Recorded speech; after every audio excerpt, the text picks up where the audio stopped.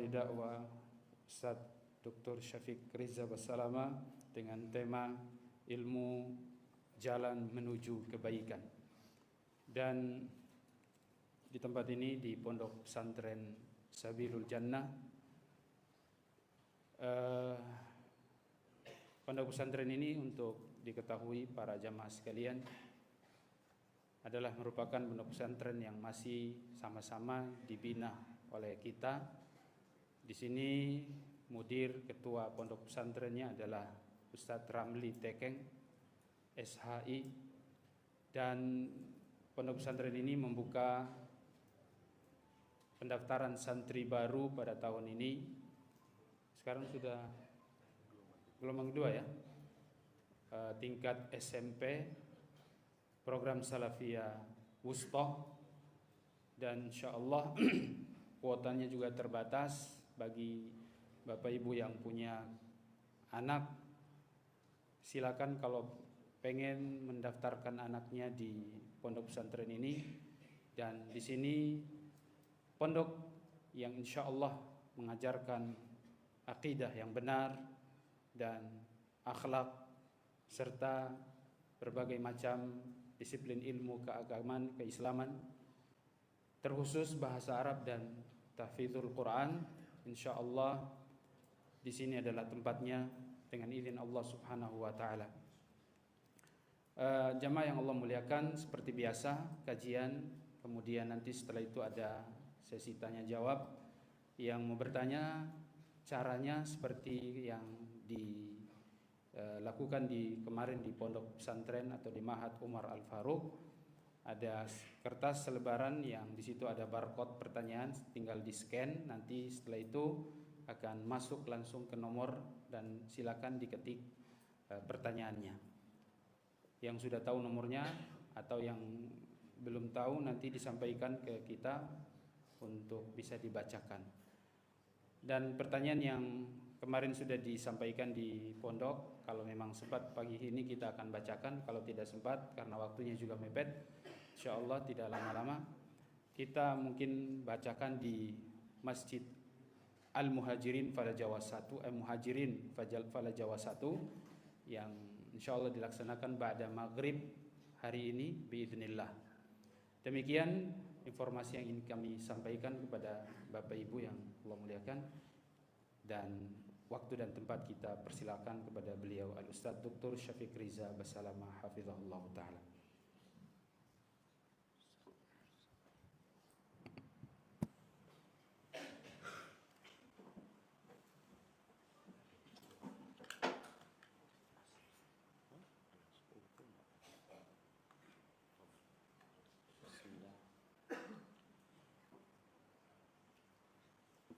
Assalamualaikum warahmatullahi wabarakatuh. Alhamdulillah alladzi ahyana ba'dama amatana wa ilaihin nusyur. Segala puji bagi Allah Jalla Jalaluh yang telah menghidupkan kita setelah Dia mematikan kita. Ruh manusia tatkala tidur itu dicabut.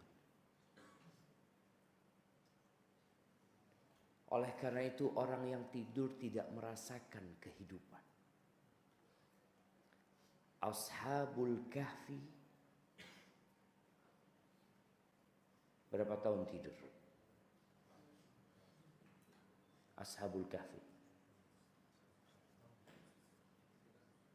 berapa tahun? 100 tahun, kurang lah. 150 jadinya. Berapa? Kurang keras. 100, 150, 250. Berapa tahun? 300 tahun. tambah 250. 309 tahun. Tapi ketika bangun apa kata mereka? Apa kata mereka ketika bangun? Labisna yauman aw ba'dha yaum. Kayaknya sehari kita tidur. Atau enggak sampai sehari. Bayangin ya. Tidur 309 tahun. Tapi rasanya sehari, paling full sehari. Aw ba'dha yaum, atau sebagian hari. Makanya nanti penghuni surga itu tidak tidur. Karena orang tidur itu tidak merasakan kehidupan. Sedangkan Allah mengatakan tentang penghuni surga itu khalidina fiha abadan, selama-lamanya di situ. Dan kematian akan disembelih kelak di antara surga dan neraka. Orang yang tidur tidak merasakan kalau ada yang berbicara di sebelahnya. Dia juga tidak melihat apa yang lewat. Kalau masih mendengar berarti belum tidur. Dan kelak kita akan kembali kepada Allah Azza wa Jalla. Allahumma salli wa sallim ala abdika wa rasulika Sayyidina wa maulana Muhammadin wa ala alihi wa ashabihi ajma'in, amma ba'd. Ahibati fillah, kalau bicara jalan kebaikan, kita tuh tiap hari berjalan. Ada yang jalannya sepi, ada yang jalannya ramai sampai macet. Pesantren ini termasuk yang sepi apa ramai? Yang daftar udah berapa banyak? Yang dibutuhkan berapa muridnya? 28. Tahun ini 28. Yang udah daftar berapa? 25. Masya Allah. Hampir penuh. Tinggal 3 orang cuma. Dipaksakan 30 insya Allah. Ya. Ahibati fillah, kita ngelihat menuntut ilmu agama itu termasuk jalan yang sepi. Ketika ana mau masuk pesantren, ibu ana dukung masuk pesantren. Tapi keluarga abah kurang. Mau jadi apa gitu. Orang kalau belajar di pesantren kira-kira mau jadi apa? Mungkin kata salah seorang paman, engkau nanti pulang pesantren pakai sarung. Ternyata betul. Sampai hari ini ana masih pakai sarung. Subhanallah jemaah. Dia berpikir orang belajar itu untuk menjadi profesional hanya untuk mencari dunia. Jelaslah yang kuliah kedokteran jadi dokter. Yang kuliah teknik sipil ya jadi insinyur nanti. Yang kuliah pertanian ya mungkin dia akan jadi bos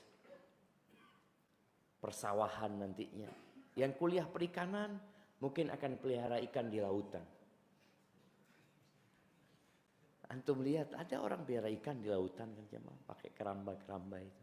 Tapi kalau belajar di pesantren jadi apa engkau? Ada orang berpikir jadi apa itu engkau nanti cari duitnya dari mana? Hidupnya dari mana? Tapi akhirnya anak masuk pesantren. Ternyata masuk pesantren itu berat. Berat apa enggak berat? Ini nyuci sendiri. Masak sendiri. Oh enggak, udah enggak berat berarti. Gimana kalau harus nyuci sendiri, masak sendiri, Sampai ada salah satu ustadz kita dulu mengatakan, waktu ana masuk pesantren. Jadi ana lihat pesantren ini semakin ke sini semakin mudah. Dia cerita waktu pertama masuk pesantren, dia dikasih beras sama orang tuanya, sama dikasih kelapa. Dia nggak tahu. Berangkat sudah ke pesantren. Ternyata beras itu buat masak sendiri. Kelapa itu buat bantal.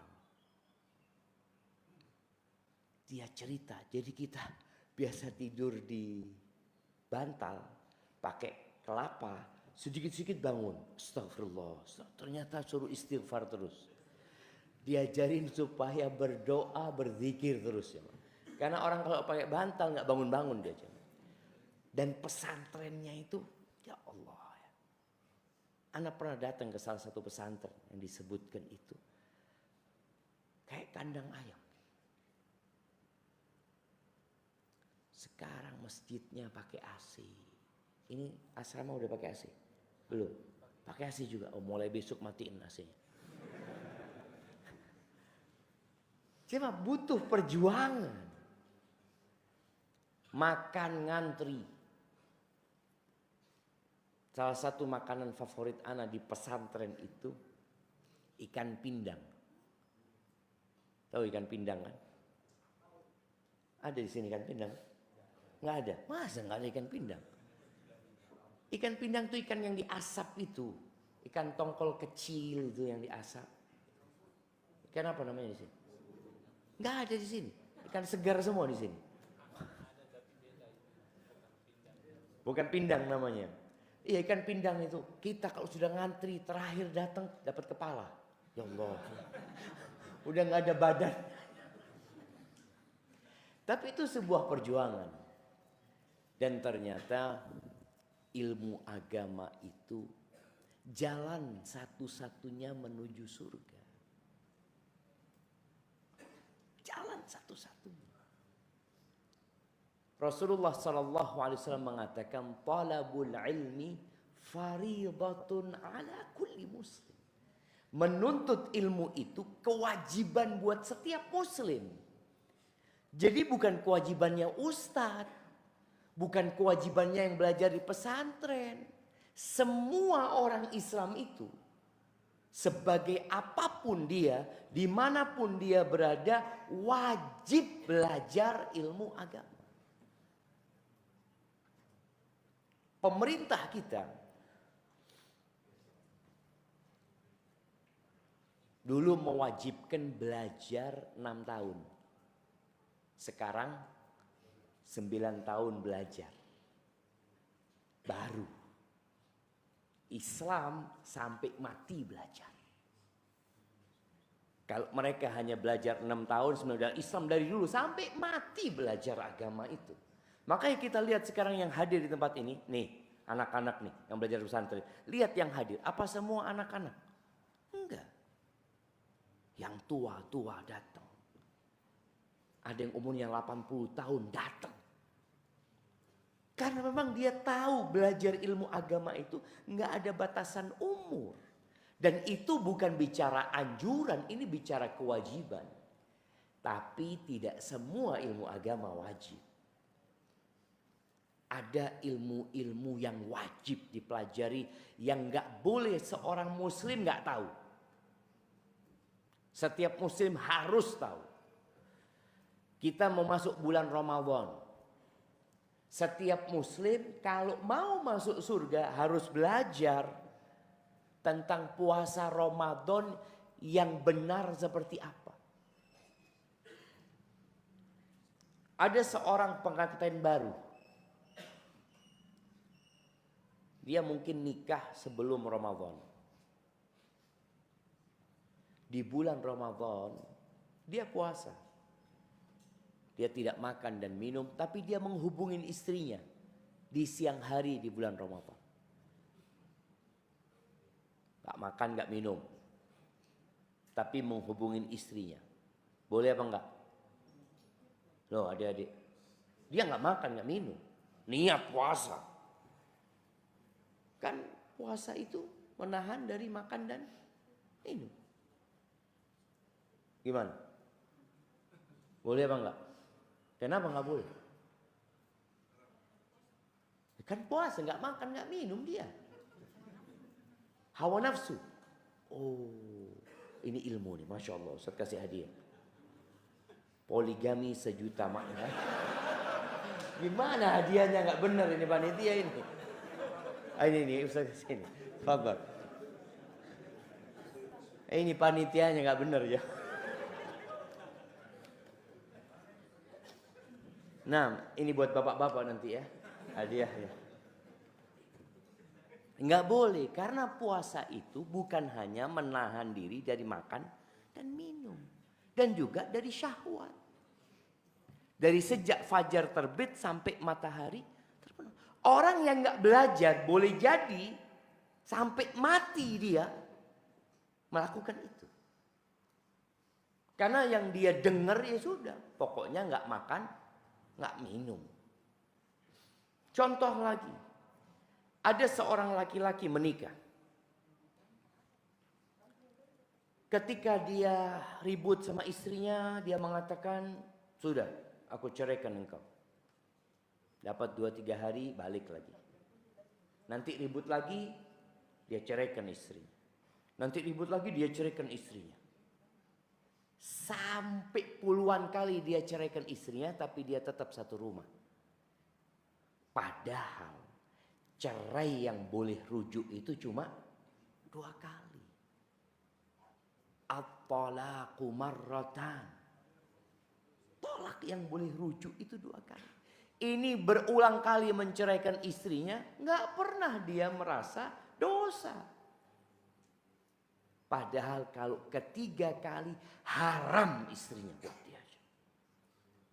Tapi banyak di masyarakat kita lihat. Ada yang sampai 10 kali menceraikan istrinya. Terakhir setelah 10 kali istrinya hadir di majelis ilmu. Dia dengar Ustadz membahas Kitabut Thalaq. Pembahasan tentang perceraian. Dia mikir, loh saya ini sudah diceraikan 10 kali lebih sama suami saya. Tapi saya masih satu rumah. Maka dia pulang ngomong sama suaminya. Bang, tadi aku dengar kata Ustadz, cerai yang boleh rujuk itu 2 kali. Abang ini sudah nyeraikan anak 10 kali lebih. Oh, Ustadznya nggak ngerti itu. Ayolah bang, kita berangkat ke Ustadz. Akhirnya berangkat ke Ustadz. Ketemu Ustadz, kasih penjelasan. Terus gimana caranya Pak Ustadz? Nggak bisa. Kalian harus berpisah. Dan harus bertobat kepada Allah Azza wa Jalla. Beda kalau dia hidup di hutan. Nggak ada ustadz di hutan. Nggak ada yang bisa ditanyai. Mau tanya sama siapa hidup di hutan? Dia hidup di tengah-tengah masyarakat. Ada masjid di sebelah rumahnya. Ada pesantren, ada para ustadz menyampaikan ilmu. Tapi dia nggak mau belajar. Itu salahnya dia. Maka jangan meremehkan belajar ilmu ini. Ini satu-satunya jalan menuju ke surga Allah Azza wa Jalla. Maka Al-Imam Bukhari di dalam kitabnya Sahih Bukhari, beliau membuat sebuah bab dengan judul Babun Al-Ilmu Qabla Al-Qawli Wal-Amal. Berilmu terlebih dahulu sebelum berucap dan beramal. Ini babnya harus berilmu dulu. Berapa banyak orang berdagang sekarang, dia makan haram. Tapi dia merasa tidak. Ana nggak tahu di Ternate ini ada nggak di pasar-pasar yang bawa kitab keliling, dia menawarkan pinjaman uang atau nagih duit? Ada. Apa kitab yang dia bawa? Hah? Kitab apa? Kitab menuju ke neraka. riba yang dia lakukan. Namanya di sini bank apa itu? Bank keliling. Bagaimana Allah Subhanahu wa taala berkaitan dengan riba ini mengatakan ya ayyuhalladzina amanu taqullaha wa dharu ma baqiya minar riba in kuntum mu'minin. Fa in lam taf'alu fa'dhanu biharbin minallahi wa rasulih. Subhanallah. Allah mengatakan wahai orang-orang yang beriman, bertakwalah kepada Allah. Tinggalkan sisa-sisa riba, tinggalkan. Orang yang makan riba itu diancam masuk neraka. Dilaknat hidupnya. Kalau beriman kata Allah. Kalau nggak beriman ya lain. Kalau kalian nggak berhenti. Kalau kalian tidak meninggalkan sisa-sisa riba. Maka Allah mengumumkan perang. Gimana perang sama Allah? Tapi apa kata masyarakat? Nggak apa-apa Ustadz, saya ridho kok Ustadz. Karena saya memang butuh, dia akan bantu. Bayangin. Ketika orang tidak punya ilmu, yang dia akan pakai apa? Akal, perasaan. Agama ini pakai wahyu dari langit. Makanya ketika Nabi Adam diturunkan dari surga, Allah berpesan. Fa imma ya'tiyannakum minni huda. Famanittaba'a hudaya fala yadhillu wala yashqa. Apabila datang kepada kalian petunjukku, Allah akan utus Rasulnya. Allah akan turunkan kitab-kitabnya. Barang siapa yang mengikuti petunjukku, maka dia tidak akan tersesat. Dan dia tidak akan menderita hidupnya. Tersesat kemana? Tersesat jalannya menuju ke surga. Ingat kita semua bukan penduduk bumi jamaah.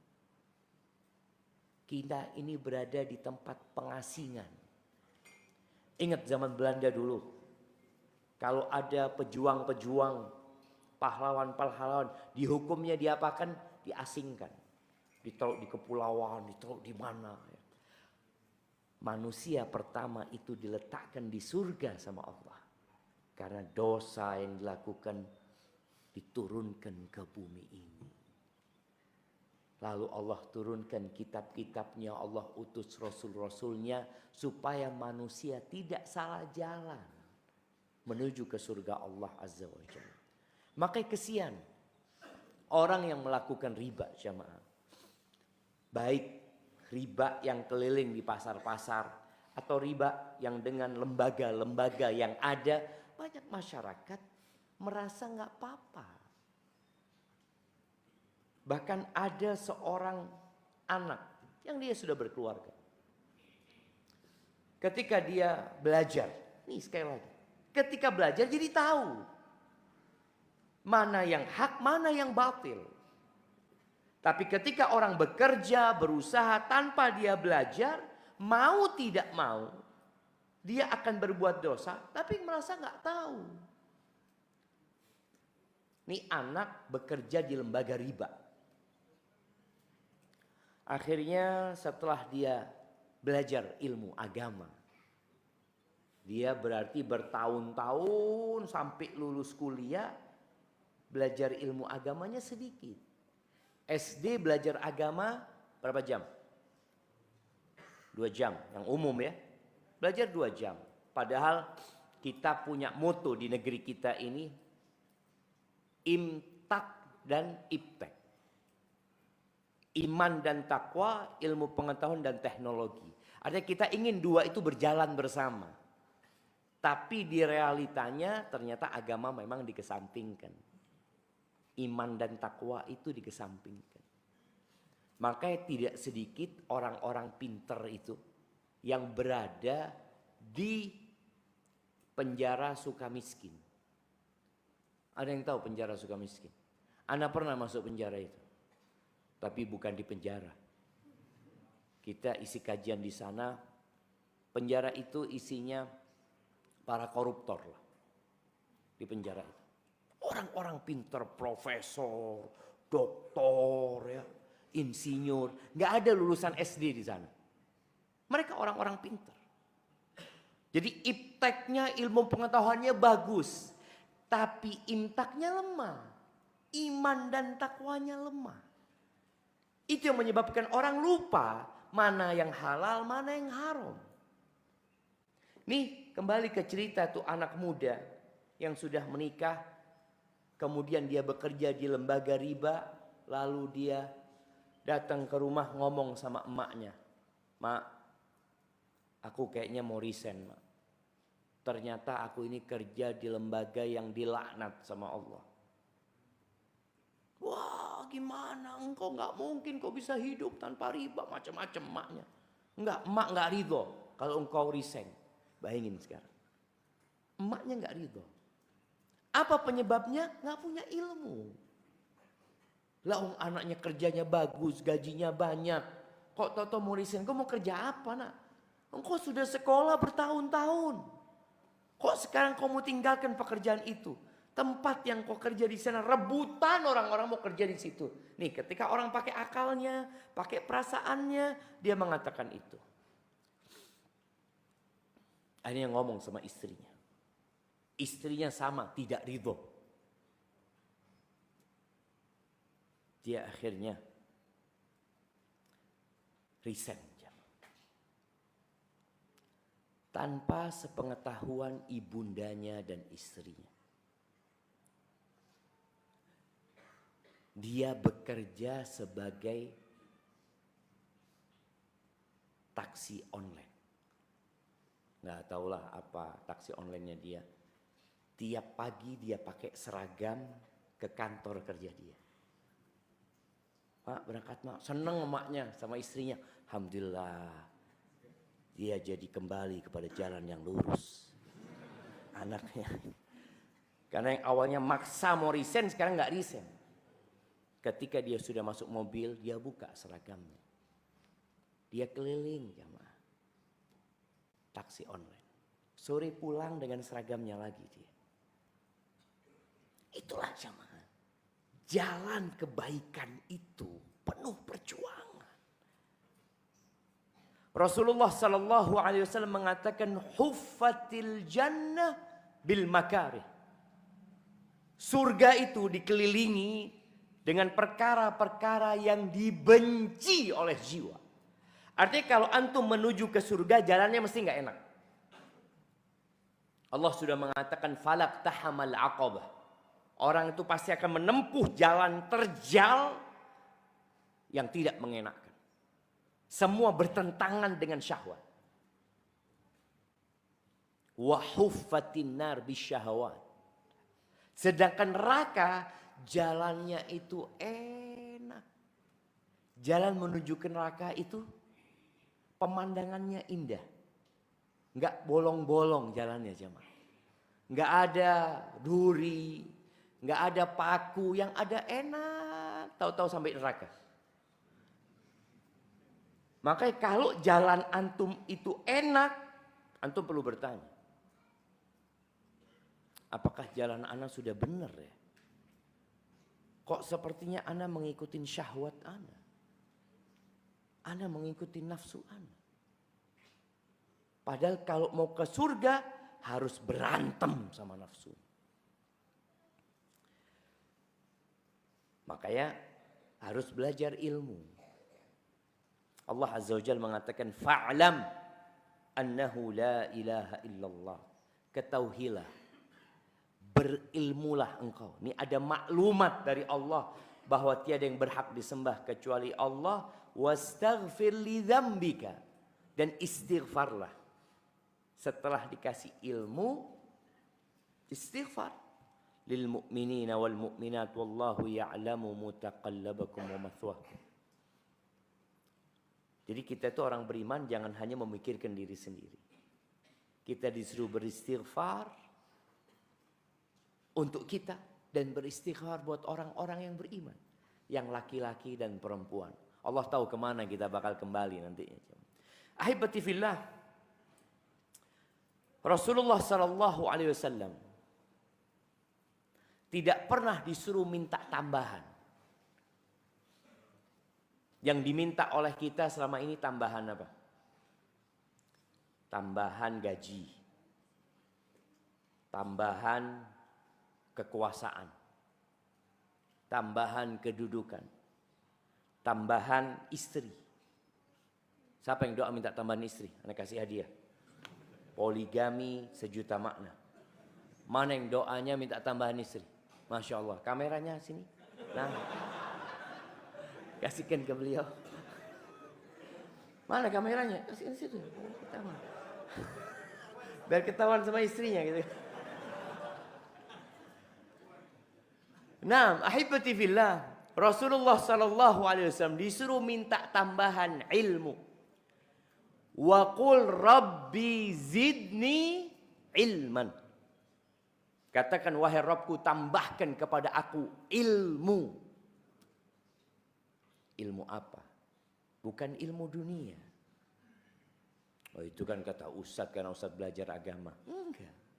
Nabi SAW kalau bicara dunia, beliau mengatakan kepada para sahabatnya, antum a'lam. Kalian lebih berilmu. Kata Nabi SAW. Mengatakan kepada para sahabatnya. Antum a'lam. Dengan apa? Bi umuri dunyakum. Sama urusan dunia kalian, kalian yang lebih berilmu. Aku enggak. Nabi mengatakan itu. Karena yang beliau pinta memang ilmu wahyu dari Allah Azza wa Jalla. Ilmu menuju ke surga Allah Azza wa Jalla. Ini bukan berarti kita menyampaikan ini nggak boleh belajar ilmu umum jamaah. Boleh. Makanya orang belajar ilmu umum itu nggak usah dimotivasi. Karena dia sudah termotivasi sendiri. Untuk kerjaan. Untuk cari duit. Kalau belajar ilmu agama apa motivasinya? Oh, belajar ilmu agama engkau. Kenapa? Amplopnya Ustadz banyak. Nggak tahu engkau.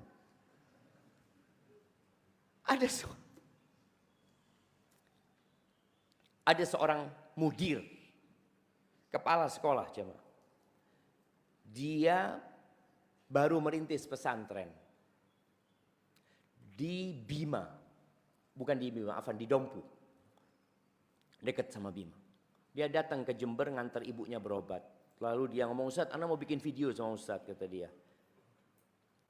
Buat apa ngomong? Buat motivasi guru-guru di ma'had Ustadz, pesantren, kata dia. Misalnya sekarang mulai kendor Ustadz, semangat mereka. Kita baru 2 tahun nih berdiri Ustadz. Katanya. Berapa gurunya? 6 kata dia. Oke, yang anak tanyakan pertama, berapa digaji sama antum? Ini kan kepala sekolah. Alhamdulillah Ustadz, 300 Ustadz. Sebulan ngajar dikasih 300.000 jemaah. Makanya kalau berpikir di pesantren itu mau cari dunia, dapat apa? 300.000. Awalnya ana mau kasih semangat dia, ada tempat lain yang lebih susah. Ternyata dia lebih susah. Ana tahu teman-teman di NTT, itu lulusan Medina, jadi mudir gajinya 700.000. Di sini berapa Ustaz? Mudirnya Ustaz? Ana ketika ngelihat itu, ya Allah, ya Allah, ya. Berat. Dia belajar kuliah bertahun-tahun ya. Makanya kalau belajar ilmu agama, mencari dunia, nggak mencium bau surga. Man talabal ilma mimma yubtagha bihi wajhullah la yatlubuhu illa liyusiba bihi 'aradan minad dunya lam yarah raihatal jannah. Barang siapa yang menuntut ilmu, yang ilmu itu tujuannya mencari keridhaan Allah. Kalau belajar kedokteran, ya nggak apa-apa dia mencari keridhaan Allah, tapi dia cari, nggak, ana juga mau jadi dokter Ustaz, ana mau cari fulus lah, nggak apa-apa. Karena ilmu itu memang ilmu untuk dunia. Kalau diniatkan untuk membantu orang lain akan dapat pahala lagi. Tapi dia niat pertamanya untuk bekerja cari duit nggak apa-apa, nggak dilarang. Tapi kalau engkau belajar Al-Quran, engkau belajar sunnah Nabi SAW, ingin mendapatkan kenikmatan dunia, nggak nyium bau surga. Jangan bicara masuk surga. Bau surga aja nggak bakal cium. Jadi memang berat, jemaah. Maka buat yang belajar ilmu agama, tolong. Masa depanmu cerah. Cerah tidak cerah Ustaz.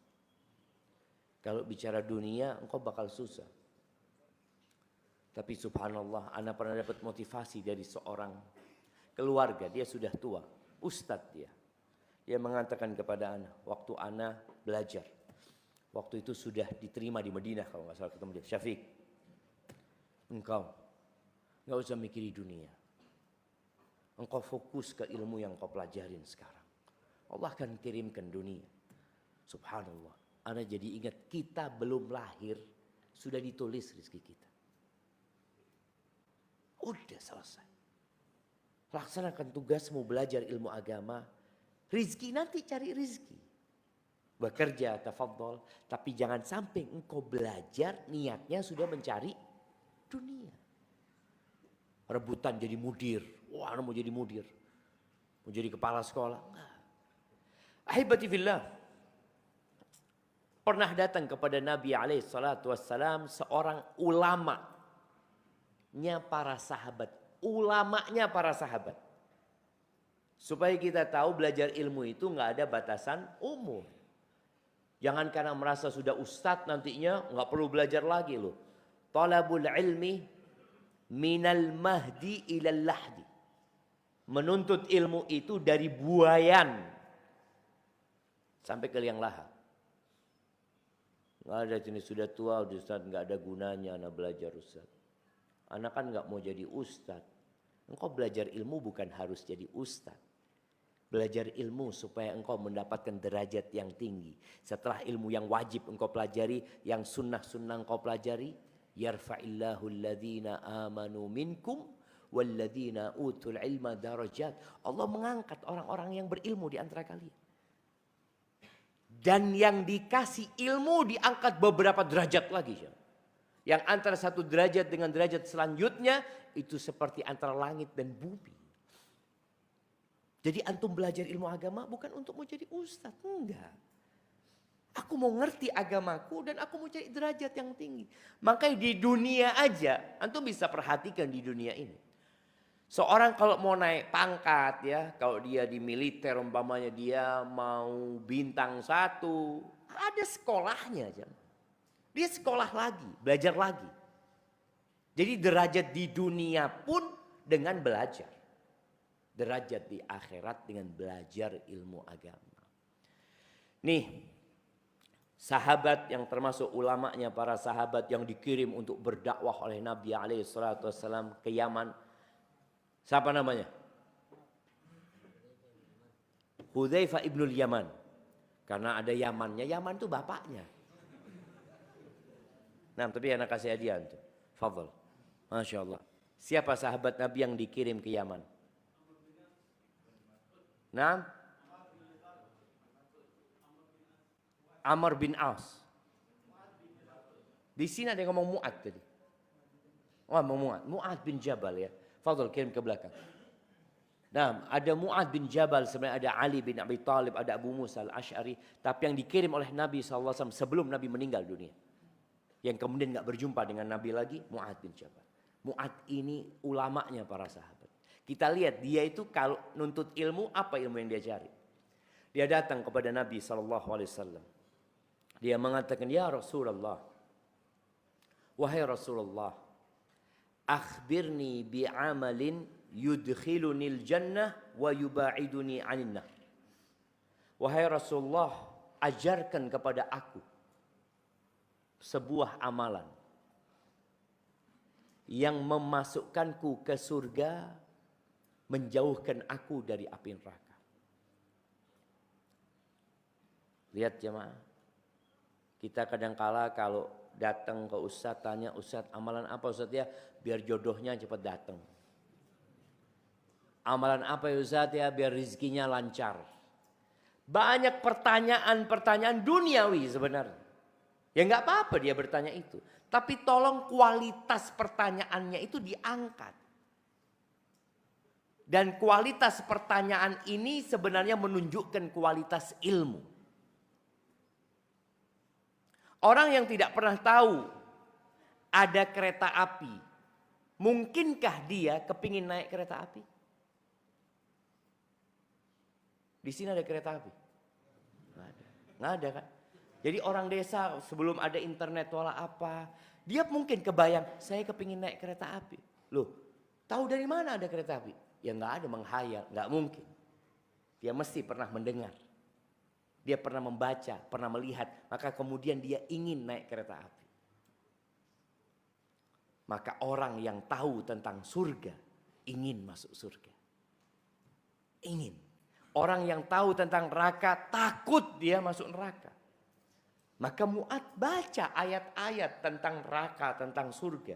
Maka muncul rasa takut di diri dia. Lalu dia tanya, ya Rasulullah, ajarkan kepada aku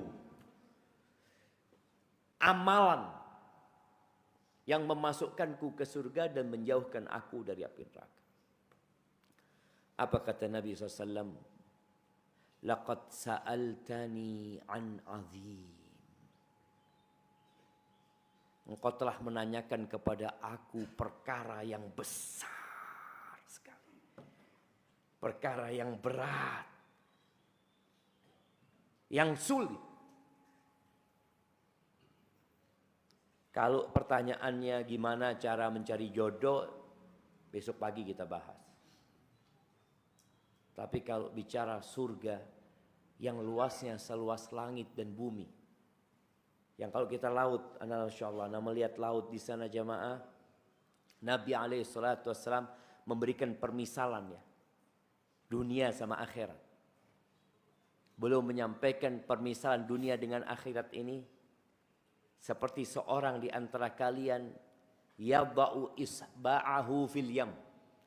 Yang dia mencelupkan, meletakkan jarinya di samudra, di lautan itu. Kemudian dia angkat. Dia lihat tuh, yang ada di tangannya, itu dunia. Dunia untuk semua orang ya, bukan dunia dia. Dunia semuanya itu hanya sisa air yang ada di jarinya. Samudra itulah akhirat jamaah. Dunia ini sekarang diperebutkan oleh berapa orang? 8 miliar manusia berebut dunia. Ada yang datang ke Indonesia mau mengeruk emas di Indonesia. Ada yang datang mau ngeruk nikel. Ini dunia ini diperebutkan 8 miliar manusia yang hanya tetesan air. Sedangkan samudra nggak ada yang berebut di sana. Allah mengatakan wa fi dzalika falyatanafasil mutanafisun. Untuk akhirat itulah seharusnya orang berlomba-lomba, bukan untuk cari dunia. Wa innahu la yasirun ala man yassarahu Allah alaih. Tapi yang kau tanyakan itu adalah perkara yang mudah. Buat siapa? Buat orang yang Allah mudahkan bagi dia. Jadi kita perlu pertolongan Allah dalam semua gerak-gerik kita. Tapi kemudian Nabi SAW menyebutkan satu persatu. Yang pertama, ta'budullaha wa la tusyriku bihi syai'an. Engkau mentauhidkan Allah. Beribadah kepada Allah saja dan jangan melakukan kesyirikan. Maka kalau mau masuk surga, syarat utamanya adalah la ilaha illallah. Ini. Ya ilmu, orang harus belajar. Muncul di negeri kita pemahaman-pemahaman yang mengatakan udah, yang penting jadi orang baik. Nggak dilihat agamanya apapun, yang penting jadi orang baik. Subhanallah. Betul sebenarnya dia mengatakan itu. Tapi orang baik itu yang seperti apa? Oh, yang membantu orang lain. Menolong orang lain. Allah Azza wa Jalla mengatakan innal ladzina kafaru min ahlil kitabi wal musyrikin fi nari jahannam khalidina fiha ulaika hum syarrul bariyah. Allah mengatakan sesungguhnya orang-orang kafir dari kalangan ahlul kitab dan dari kalangan orang-orang musyrik, mereka adalah penghuni neraka, kekal di dalamnya, dan mereka adalah manusia paling jahat. Gimana tidak dikatakan jahat? Batu dia sembah. Allah yang ngasih segalanya sama dia, tidak dia hargai. Dia kemudian meminta kepada selain Allah Azza wa Jalla. Sebagian ada yang menyembah nabi-nabi utusan Allah. Sebagian ada yang mengkultuskan gunung-gunung. Ada yang masih menyembah lautan. Mendekatkan diri kepada lautan yang merupakan ciptaan Allah Azza wa Jalla. Mereka orang yang jahat. Maka Allah katakan inna syirka la zulmun azim. Kalau bicara kezaliman, orang yang berzina zalim, orang yang memperkosa zalim, orang yang mencuri zalim, koruptor zalim, orang yang membunuh zalim, yang menguasai tanah orang lain zalim. Tapi orang yang paling zalim adalah orang musyrik. Inna syirk la zulmun azim. Itu kezaliman yang paling besar. Makanya bukan orang baik kalau dikatakan, oh enggak dia baik suka bantu orang lain. Kita itu makhluk. Makhluk itu yang pertama harus baik dengan kholiknya. Baru kemudian sesama makhluk. Makanya sering kita ingat, sering kita dengar ucapan hablum minallah, hablum minan nas. Syarat utamanya itu sudah. Ta'budullah wa la tusyrik bihi syai'an. Jalan menuju surga itu ada berapa? Ya, ada satu. Banyak jalan menuju ke Roma. Tapi hanya satu jalan menuju surga. Semua orang yang mau masuk surga itu harus lewat titian yang lebih tipis daripada rambut dan lebih tajam daripada pedang. Satu. Sirat yang berada di atas neraka jahanam. Yang tiap hari kita sholat kita mengatakan ihdinas siratal mustaqim. Yang meniti siratal mustaqim di dunia, insya Allah dapat meniti jalan menuju ke surga yang berada di atas neraka jahanam. Jadi kalau mau ke surga harus lewat neraka. Makanya waktu kita kecil dulu kita sering dikasih tahu orang itu nggak akan masuk surga, semuanya bakal masuk neraka dulu. Enggak sebenarnya. Tapi semuanya akan melewati neraka. Semuanya. Sampai yang masuk surga tanpa hisab, tanpa azab, mereka akan lewat neraka. Karena jalan ke surga cuma itu. Nanti setelah lewat neraka jahanam, sampai ke jisir. Ada jembatan lagi yang menyambungkan ke surga. Di atas jembatan itu ada proses penyucian manusia, lalu manusia di sana dibagi-bagi. Di situ ada 8 pintu surga. Itulah jalan-jalan kebaikan lagi. Ada orang yang masuk lewat pintu sholat, ada orang yang masuk lewat pintu puasa, tapi jalannya menuju ke tempat itu satu, yaitu la ilaha illallah. Di masa Nabi Musa alaihissalam jalan masuk surga tetap la ilaha illallah Musa Rasulullah. Di masa Nabi Isa jalannya sama satu. Apa jalannya? La ilaha illallah Isa Rasulullah. Begitu syahadatnya mereka. Dan ketika di masa Nabi Muhammad SAW jalannya juga tetap nggak berubah. Asyhadu an la ilaha illallah wa anna Muhammadar Rasulullah. Itu jalannya satu. Jadi kalau ada orang beranggapan, oh nanti di surga kita ketemu sama Mahatma Gandhi. Ketemu sama, dia sebutkan orang-orang baik, penemu-penemu. Mungkin ketemu sama Einstein nanti. Karena dia menemukan bola lampu, macam-macam. Cuma yang punya surga itu siapa? Kalau kalian yang punya surga, ya terserah mau siapa aja dimasukkan silahkan. Tapi kalau bicara surga yang Allah sebutkan dalam Al-Quran, ya Allah yang berhak menentukan siapa yang masuk surga dan siapa yang tidak boleh masuk surga. Makanya kalau ada orang-orang mengatakan di surga ada macam-macam, ya kita tanya surganya siapa. Kalau surganya kamu ya tafadhol, terserah untuk bikin aturan. Tapi kita tahu surga itu surganya Allah Azza wa Jalla yang Allah ceritakan dalam Al-Quran. Maka yang pertama, ta'budullah wa la tusyrik bihi syai'. Beribadah kepada Allah dan jangan melakukan kesyirikan. Karena ada orang beribadah kepada Allah tapi melakukan kesyirikan. Oh, mana mungkin Ustaz? Ahibati fillah. Orang-orang Mekah itu nyembah Allah enggak ketika diutus Nabi Muhammad SAW kepada mereka? Mereka itu umroh.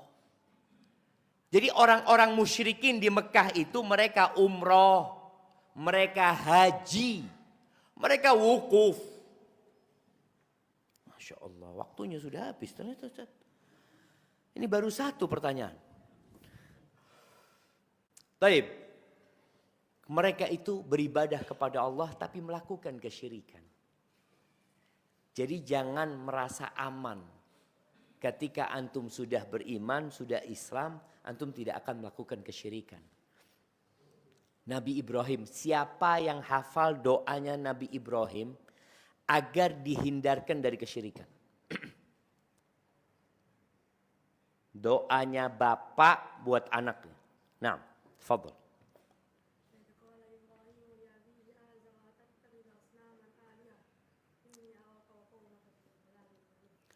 Masya Allah.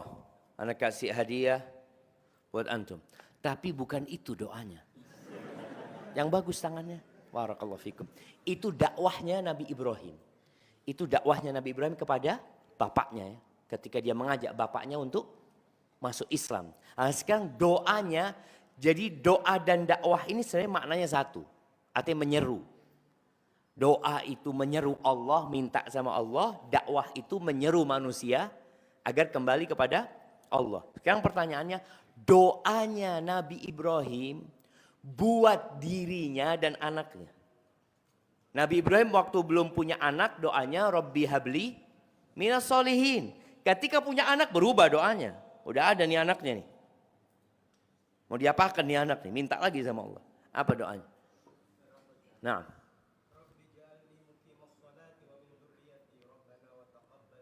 Masya Allah.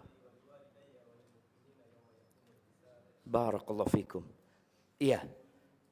Tapi itu doa supaya menjadi orang yang mendirikan sholat. Bukan dihindarkan dari kesyirikan. Tapi gak apa-apa, kasih hadiah. Nah. Itu Rabbi ja'alni muqimas sholat. Sudah babnya yang kedua nih. Jadi, Anda lanjutkan ya. Yang pertama kata Nabi SAW, beribadah kepada Allah tidak melakukan kesyirikan. Yang kedua, mendirikan sholat. Wa tuqimus sholat. Yang ketiga, wa tu'tiz zakah, mengeluarkan zakat. Yang keempat, puasa Ramadan. Yang kelima, haji. Jadi rukun Islam itu adalah jalan menuju ke surga. Melaksanakan rukun Islam. Baik, kembali ke doanya Nabi Ibrahim. Terus terang jamaah, banyak kita doanya Rabbi ij'alni muqimas shalah. Nah, enggak apa-apa nyontek.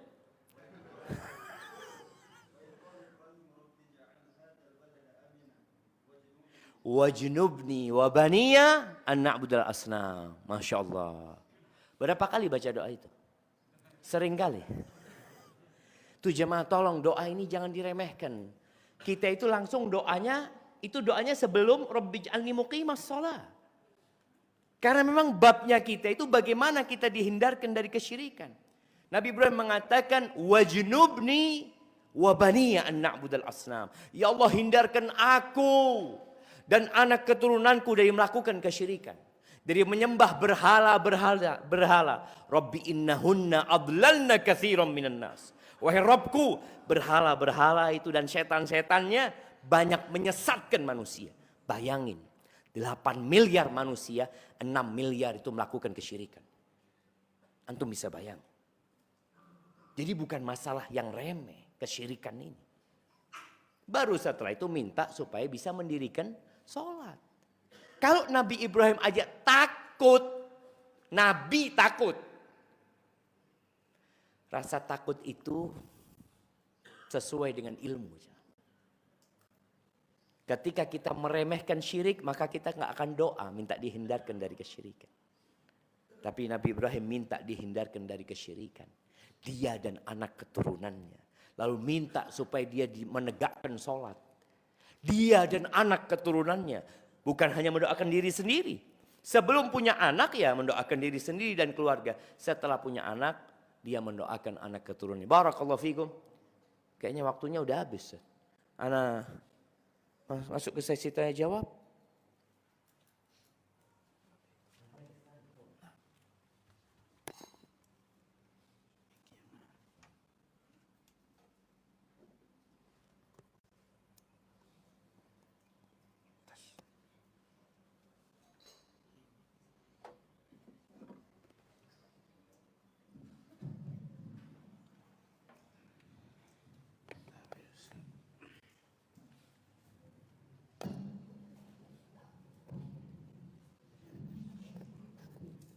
Alhamdulillah, kita berterima kasih kepada Ustadz Dr. Syafiq Riza Basalamah. Materi kajian yang temanya adalah ilmu jalan menuju kebaikan. Dan sekarang sudah masuk untuk sesi yang berikutnya adalah sesi tanya jawab. Mohon maaf para jamaah yang Allah muliakan, ini waktunya terbatas. Jadi insya Allah materi yang beliau sampaikan mudah-mudahan sudah terwakilkan apa yang menjadi tema kita pada pagi hari ini. Dan sekarang kita bacakan pertanyaan yang sudah masuk. Ini banyak lagi Ustadz, tapi mungkin yang sesuai dengan tema dulu. Saya bacakan pertanyaan yang pertama. Assalamualaikum Ustadz, Afwan mau tanya. Tadi Ustadz bilang belajar ilmu sebenarnya ilmu yang seperti apa? Soalnya ilmu itu bermacam-macam. Contohnya seperti sebagian orang yang mengaku salah satu jamaah yang berdakwah keliling keluar, bahkan ada beberapa yang baru saja tobat langsung disuruh berdakwah. Masya Allah. Barakallahu fikum. Ya, sejatinya jamaah, sejatinya ya, setiap kita punya ilmu, maka kita perlu menyampaikannya kepada yang nggak punya ilmu. Contohnya nih, sekarang antum belajar di sini. Nanti pulang ke rumah, pulang ke tempat kerja, sampaikan. Masya Allah, udah bagi-bagi makanan ini. Ustadz suruh ceramah, jemaah suruh makan. Aman, labas. Nggak apa-apa, santai kita jemaah. Soalnya anda lihat sudah pada lapar semuanya. Ustadznya sama lapar, makanya jangan lama-lama pertanyaannya Ustadz. Bagi-bagi, labas Ustadz. Bismillah. Labas. Bagikan jemaah. Daripada lebih baik makan dengarkan ceramah daripada ceramah mikirin makan Ustadz. Dia sudah dengar ada yang ngunyah-ngunyah, anak kapan ngunyahnya? Bagikan. Iya. Jadi jamaah rahimakumullah, kalau bicara, belajar, lalu menyampaikan agama Allah. Ya seharusnya memang setiap orang yang dapat ilmu itu dia menyampaikan. Tapi yang dia dapat ilmu itu. Seperti 6 orang Ansor. Ketika mereka masuk Islam, baru masuk Islam. Baru. Dikasih tahu sama Nabi SAW, dibacakan ayat-ayat Allah, dia pulang ke kampungnya. Ya sudah, ilmu yang dia ketahui, itu yang disampaikan. Disampaikan di mana? Di kampungnya. Di kampung dia. Dia tahu sholat itu wajib, dia punya tetangga nggak sholat, ya dia ajak tetangganya. Di kampung dia. Tapi ada sahabat-sahabat yang diutus sama Nabi berdakwah. Sallallahu alaihi wasallam. Jadi nggak semua sahabat itu dikirim sama Nabi SAW. Enggak. Kalau urusannya dikirim untuk berdakwah, maka harus orang-orang yang ilmunya dalam. Maka dikirim Mu'ad bin Jabal. Dikirim Abu Ubaidah Amir bin Jarrah. Dikirim lagi Ali bin Abi Thalib, Abu Musa al-Ash'ari. Jadi ada orang-orang khusus yang dikirim. Tapi kalau orang itu dapat ilmu, kemudian dia pulang ke rumahnya, menyampaikan kepada keluarganya, kepada tetangganya, ya seperti itu seharusnya. Dan kalau bicara ilmu apa, tadi udah dibahas. Yang pertama itu adalah berkaitan dengan tauhidullah. Dengan mengesahkan Allah Azza wa Jal, mentauhidkan Allah. Kemudian yang kedua adalah sholat. Kemudian yang ketiga tadi bicara rukun Islam yang selanjutnya dan yang selanjutnya. Namun kalau ada orang akhirnya dia berdakwah kemana-mana, tapi kampung halaman dia yang seharusnya dia kasih tahu itu dia tinggalkan, ini yang kurang tepat. Maka hendaklah mereka yang ingin berangkat kemana-mana itu belajar ilmu dulu. Lalu setelah ilmunya cukup, nanti dikirim ke pedalaman. Iya. Subhanallah, ana ingat dengan seorang da'i. Rahimahullah ya. Ana baca cerita dia. Dia berangkat ke pedalaman Kalimantan. Daerah-daerah yang belum sampai dakwah itu jemaah. Dia nyebrang sungai dimakan buaya. Tinggal separuh badannya. Dia datang untuk menyampaikan agama Allah Azza. Tapi dia udah belajar ilmu tuh. Dia dikirim, dipilih. Maka nih nanti anak-anak nih. Yang udah di pesantren. Ada pengabdian nanti insya Allah. Anak-anak ini. Nggak ada. Kalau bisa nanti pengabdian dikirim ke pedalaman-pedalaman, ke gunung-gunung sana. Berdakwah di sana. Nanti pulang, ya sebulan sekali pulang. Itu yang sudah punya ilmu lengkap. Tapi kalau orang punya satu ilmu, ya sudah ilmu itu disampaikan. Tapi sampaikan kepada tempat dia, keluarga dia. Dan buat orang yang berdakwah keluar, ingat dakwah ini menurut pendapat yang lebih kuat, fardul kifayah. Kewajiban bersama. Kalau sudah ada satu yang berdakwah, yang lainnya sudah nggak wajib. Sedangkan memberikan nafkah kepada keluarga itu fardu ain. Kalau anak punya istri dan anak, siapa yang wajib ngasih nafkah? Ya anak, bukan tetangga. Maka kadang-kadang orang ini memikirkan dia mau berdakwah tapi dia punya kewajiban, dia lupakan. Nabi alaihi salatu wasallam ketika ngirim para sahabatnya, keluarganya dijamin. Jadi berangkat Ali, Fatimah dijamin. Berangkat Abu Musa al-Asy'ari, keluarganya dijamin. Atau yang dikirim yang bujang-bujang. Yang memang tidak punya kewajiban memberikan nafkah. Boleh jadi dia juga memberikan nafkah kepada orang tuanya. Maka tolong diperhatikan yang namanya skala prioritas. Mana yang lebih harus didahulukan. Jangan hanya modal semangat, ternyata dia meninggalkan kewajiban yang seharusnya dia lakukan. Hadza wallahu a'lam bissawab.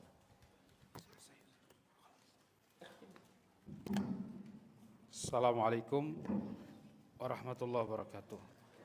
Alhamdulillah materi sudah selesai. Mohon maaf sekali untuk pertanyaan yang belum terjawab, belum kami baca karena waktu yang terbatas bagi